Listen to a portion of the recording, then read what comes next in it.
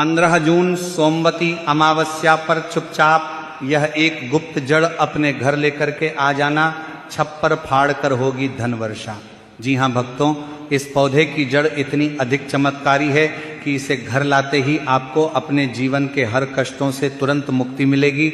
साथ ही भक्तों, आपको भगवान शिव के साथ साथ माता लक्ष्मी का भी आशीर्वाद प्राप्त होगा और आपकी हर मनोकामना भगवान शिव के आशीर्वाद से पूरी होगी। पूरे साल आपके ऊपर होगी धन की वर्षा, जीवन की हर अधूरी इच्छा होगी पूर्ण। जी हाँ भक्तों, जो भी व्यक्ति 15 जून सोमवती अमावस्या पर मात्र इस पौधे की जड़ को अपने घर लेकर के आ जाता है, उस व्यक्ति का भाग्य 7वें आसमान पर होगा। करियर और कारोबार में मिलेगी उन्नति। आने वाले समय में उस व्यक्ति को कामयाब होने से कोई नहीं रोक पाएगा। तो भक्तों, आपकी जानकारी के लिए बता दें कि सोमवार की अमावस्या आने में बस कुछ ही दिन शेष रह चुके हैं और अगर आप अधिक मास में आने वाली इस सोमवती अमावस्या पर उस पौधे की जड़ को अपने घर लेकर के आ जाते हैं तो मात्र इतना ही करने से आपको साक्षात भगवान शिव की कृपा तो प्राप्त होगी ही और माता लक्ष्मी का आशीर्वाद भी पूरे साल भर आपके ऊपर बना रहेगा। भक्तों, हम ऐसा इसलिए कह रहे हैं क्योंकि ये सोमवती अमावस्या है और ये कोई साधारण अमावस्या नहीं है, बल्कि ये अधिक मास की अमावस्या है जो कि 3 साल में केवल एक बार ही आती हैं। और इसी दिन सोमवार का दिन भी है जो कि हमारे भोलेनाथ को समर्पित होता है। और भक्तों, सोमवती अमावस्या पर इस बार धन योग, महालक्ष्मी योग, ग्रह योग, नक्षत्र योग, अमृत सिद्धि योग और दान योग जैसे शुभ योगों का निर्माण हो रहा है। और भक्तों, अगर सोमवती अमावस्या के दिन यदि धन योग और महालक्ष्मी योग का निर्माण होता है तो पूरे साल का नियंत्रण माता लक्ष्मी जी के हाथों में होता है। तो भक्तों, यदि आप भी इस जड़ हमारे बताएं अनुसार शुभ मुहूर्त देख करके अपने घर लेकर आ जाते हैं तो आपको पूरे साल भगवान शिव और माता लक्ष्मी का आशीर्वाद प्राप्त होगा। इसी के साथ आपको अपने जीवन के समस्त प्रकार के आर्थिक कष्टों और आर्थिक परेशानियों से मुक्ति मिल जाएगी। पूरे साल माता लक्ष्मी जी की कृपा से आपके ऊपर धन की वर्षा होगी, आपके जीवन में धन आने के रास्ते खुल जाएंगे। भक्तों, जिस जड़ को हम इस वीडियो में बताने वाले हैं उसमें स्वयं भगवान शिव का निवास माना जाता है।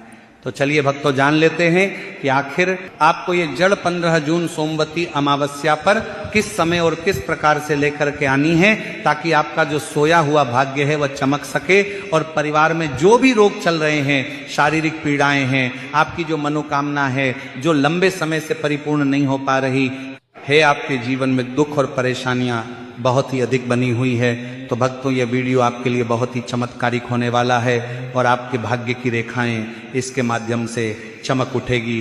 देखिए भक्तों, यदि आपने पशुपति व्रत कर लिए हैं, आपने सभी प्रकार के उपाय कर लिए हैं, मगर आपका मनचाहा विवाह नहीं हो पा रहा है, पुत्र प्राप्ति नहीं हो पा रही है, साथ ही साथ आपके ऐसे कई प्रकार के कार्य जो अभी तक परिपूर्ण नहीं हो पाए हैं, तो ये सभी कार्य इस एक कार्य से परिपूर्ण होने वाले हैं। तो भक्तों, उसको चमत्कारी जड़ के बारे में जानने से पहले सभी शिव भक्त कमेंट में श्री शिवाय नमस्तुभ्यम या फिर हर हर महादेव अवश्य लिखिए। आपकी जो समस्त इच्छा है, समस्त मनोकामना है, उसे हमारे महादेव साक्षात परिपूर्ण करने वाले हैं। और साथ ही चैनल पर नए हैं तो चैनल को सब्सक्राइब भी जरूर करें। तो भक्तों, देर न करते हुए हम उस जड़ की बात कर लेते हैं। जैसे कि इस जड़ की सबसे अधिक महत्वता बताई गई है। देखिए, यदि इस जड़ को आप इस सोमवती अमावस्या पर अपने घर लाकर अच्छी तरह से धोकर स्थापित करके और पूरे साल महादेव की पूजा के लिए काम में लेते हैं तो आपके जो भाग्य हैं वह चमक जाते हैं। इस पेड़ की जो जड़ है वह अमृत है, इस पेड़ की मिट्टी जो है वह अमृत है। इस पेड़ की जो छाया है, जो भी व्यक्ति इसमें कुछ क्षण बैठ जाता है तो ऐसा कहा जाता है कि भक्तों के सारे रोग, सारे दुख दूर हो जाते हैं। इस पेड़ की पत्ती को यदि शिवलिंग पर चढ़ाया जाता है तो भक्त की सभी कामनाएं सिद्ध हो जाती हैं। इस पेड़ की जितनी महत्वता बताई जाए उतनी कम है। इस पेड़ को, इस वृक्ष को सोमवती अमावस्या पर जो भी पति पत्नी लगा देते हैं उनके घर पुत्र का जन्म होता है। यदि लंबे समय से संतान प्राप्ति नहीं हो पा रही है, संतान सुख नहीं मिल पा रहा है, तो ये सभी समस्याएं भी समाप्त होती हैं। क्योंकि ये जो पौधा है महादेव का स्वयं अंश माना गया है। ये पौधा कोई सामान्य नहीं है। ये पौधा एक चमत्कारिक पौधा है। जिस वृक्ष यानी कि जिस पौधे की हम बात कर रहे हैं वह है बेलपत्र का वृक्ष भक्तों सोमवती अमावस्या का पवित्र दिन कुछ ही दिनों में आने वाला है। और इस सोमवती अमावस्या पर आपको बेलपत्र की वृक्ष की जड़ को अपने घर लेकर के आ जाना है। यानी कि आपको बेलपत्र का जो वृक्ष है इससे तोड़ के लानी है और इसे आपको अपने घर लाके अच्छे से इसे साफ सुथरे पानी से धो लेना है। देखिए, ये जो बेलपत्र की जड़ आप लेकर के आएंगे तो इसे आपको शुभ तिथि में लेकर के आना है। तो भक्तों, बेलपत्र की जड़ को लेकर के आने से पहले आपको बेलपत्र की पत्तियों को तोड़ने और इस जड़ को लाने से जुड़े कुछ नियम भी जान लेना चाहिए। तो भक्तों, सबसे पहले तो बेलपत्र की जो जड़ है इसे आपको सोमवार के दिन बिल्कुल भी लेकर के नहीं आना है, क्योंकि सोमवार के दिन बेलपत्र की पत्तियां तोड़ना, बेलपत्र की छाल तोड़ना अच्छा नहीं माना जाता है।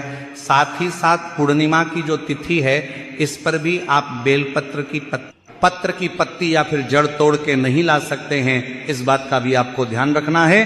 साथ ही साथ अमावस्या की जो तिथि है इसमें आप रात्रि के समय या फिर शाम के समय बेलपत्र की पत्ती या फिर जड़ तोड़ करके नहीं ला सकते। साथ ही प्रदोष के दिन भी आपको बेलपत्र की पत्ती या जड़ नहीं लेकर के आना है। इसके अलावा आप अन्य कोई भी दिन हो, चाहे वो मंगलवार का दिन हो, बुधवार का दिन हो, गुरुवार का दिन हो, शुक्रवार का दिन हो, शनिवार का दिन हो, रविवार का दिन हो, किसी भी प्रकार का दिन हो, उस दिन आप बेलपत्र की पत्ती और बेलपत्र की जड़ लेकर के आ सकते हैं। बस आपको सोमवार, मासिक, शिवरात्रि, प्रदोष, अमावस्या, पूर्णिमा, इन तिथियों पर बेलपत्र की वृक्ष की पत्ती या फिर जड़ लेकर के नहीं आना चाहिए।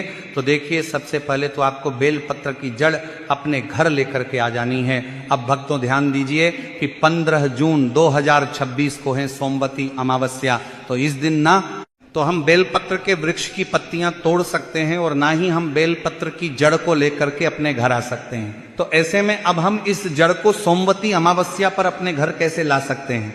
तो देखिए भक्तों, यदि आप हो सके तो इस जड़ को 15 जून सोमवती अमावस्या से पहले ही लाने की कोशिश करें। यानी कि आपको इस जड़ को सावन का आखिरी सोमवार आने से ऊपर से है राखी का त्योहार। रख देना है। मेरे महाकाल मेरी बहनों को देना ढेर सारा प्यार।